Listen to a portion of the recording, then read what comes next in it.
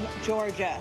Let's talk about persistent challenges you both faced in your first terms and you'd certainly face again in a second term.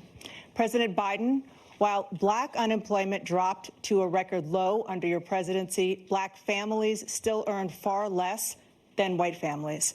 Black mothers are still 3 times more likely to die from pregnancy-related causes, and black Americans are imprisoned at 5 times the rate of white Americans.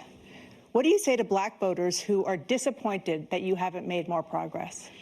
They acknowledge they made a lot of progress, number one. The fact of the matter is there's more small black businesses that have been started than any time in history. Number two, the wages of black unemployment is the lowest level it's been in a long, long time.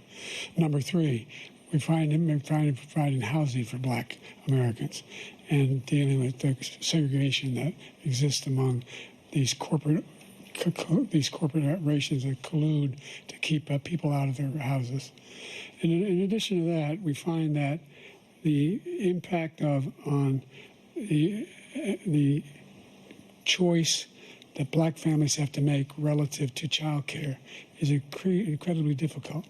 When we did the first major piece of legislation in the past, I was able to reduce black child care costs. I cut them in half.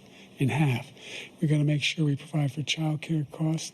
We got to make sure, because when you provide those child care protections, you increase economic growth because more people can be in the job market.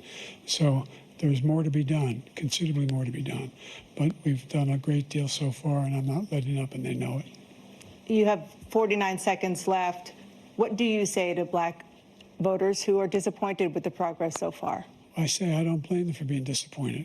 Inflation is still hurting them badly. For example, I provided for the idea that any black family first-time home buyer should get a $10,000 tax credit to be able to buy their first home so they can get started. I made sure that we're in a situation where all those black families and those black individuals who had to take out student loans that were ballooning, that if they were engaged in nursing, doctor, and anything having to do with volunteerism, if they paid their bills for 10 years on their student debt, all the rest is forgiven after 10 years. Millions have benefited from that, and we're going to do a whole lot more for black families.